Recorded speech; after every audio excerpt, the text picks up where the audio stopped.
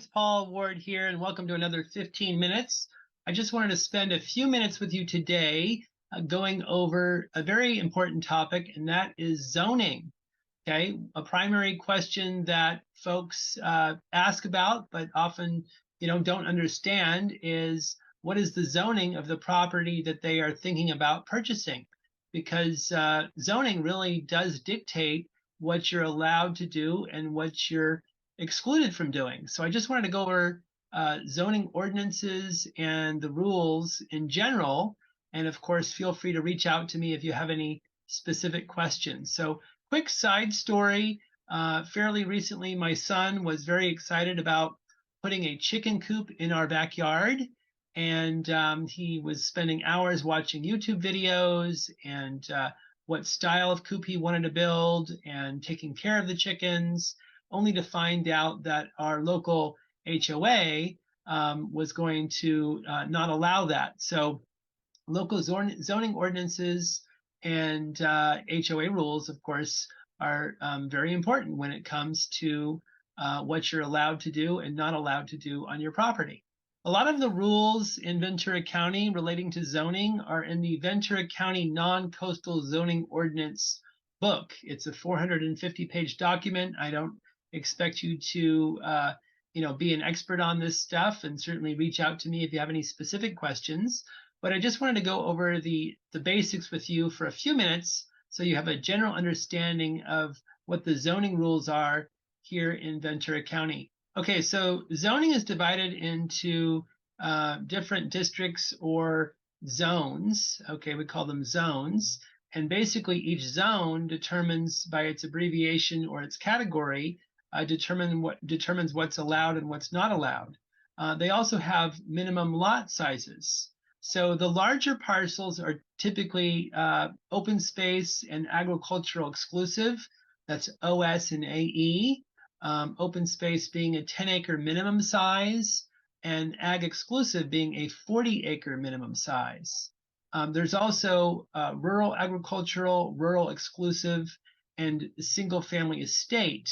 Those would be larger residential parcels, 1 acre for rural ag, rural exclusive 10,000 square feet, and single family estate 20,000 square feet. So if you want to quote unquote live out in the country, but you don't want a property that's too big, you'd probably be on what we call a gentleman farm, a gentleman ranch, the RA, RE, or RO zone.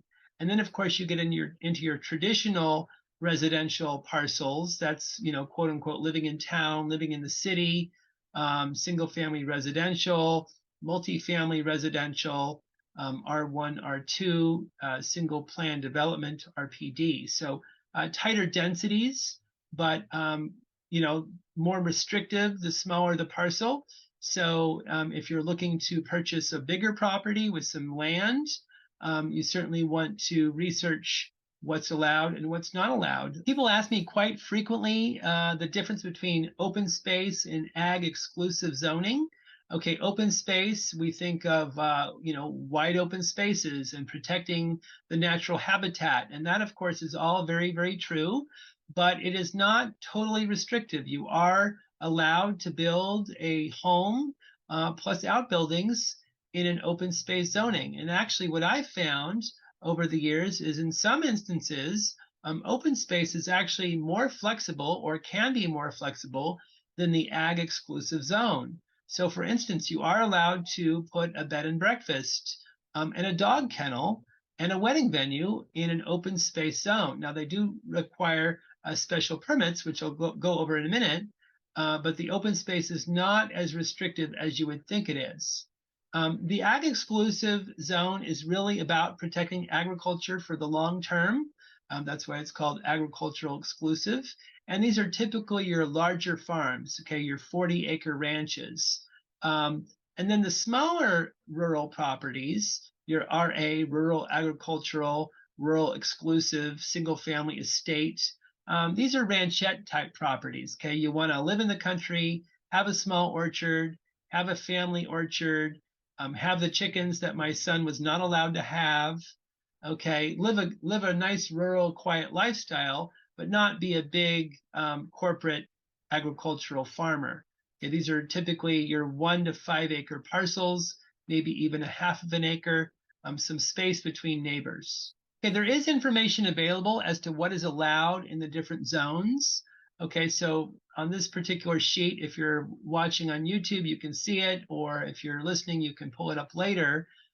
For the OSAE-RA zones, regarding animals, okay, you can have up to 7 animals without a permit. Okay, if you want to have a lot of animals, you're going to need a permit. And different permits are required for different types of animals. And also there's all kinds of setback requirements. So you can see that if you're going to have a lot of animals, you're most likely going to need a CUP, a conditional use permit. That can be a challenging permit to acquire. I found over the years that the noisier the activity, the harder it is to get a permit, because all of your neighbors are going to be notified about your activity. But if your activity is quiet, then you typically just need a ZCW, a zoning clearance waiver.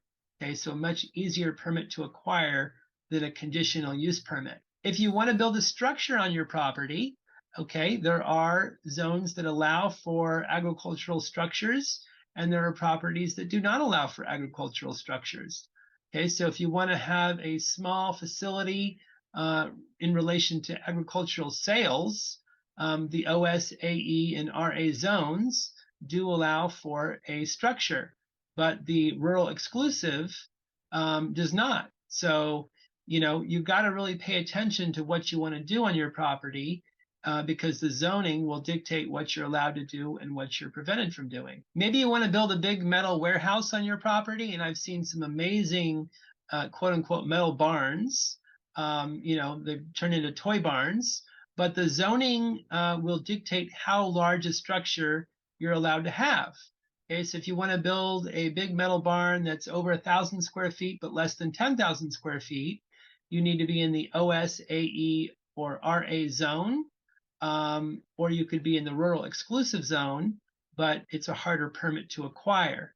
Okay, if you want to have a 20,000 square foot barn, that's pretty darn big, you need to be in the OSAE or RA zone. None of the other zonings are going to allow for such a large structure. Ventura County recently changed its rules regarding accessory dwellings. Actually, the entire state of California recently changed the rules and really loosened the reins on allowing for accessory dwelling units.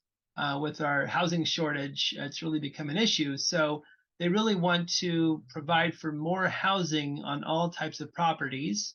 Of course, that has both its benefits and drawbacks.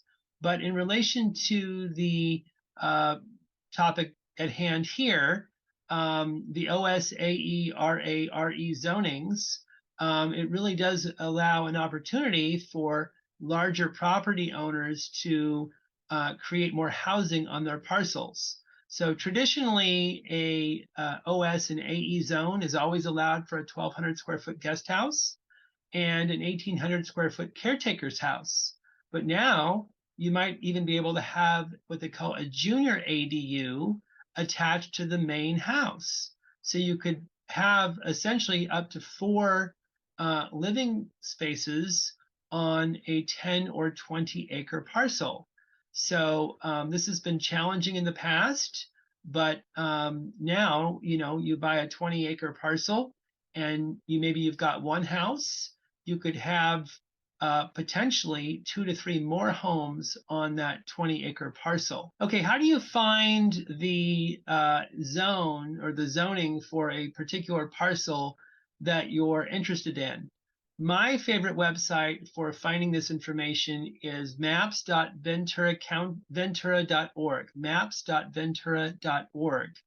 Okay, so I pulled that up on the screen, and I've actually pulled up a specific parcel. This is a property that I am currently in the process of selling, and I'm going to show you the parcel report. Okay, this is a parcel report for a 1 acre property that I'm selling in Ventura County. And you can see here on page 1 that the parcel is highlighted in blue, and the APN, assessor parcel number, does pop up on the screen, which if you know assessor parcel numbers, you can find a lot more information not just zoning, but for this conversation, we're talking about zoning. So the zoning for this parcel is RE1AC, Rural Exclusive 1 Acre.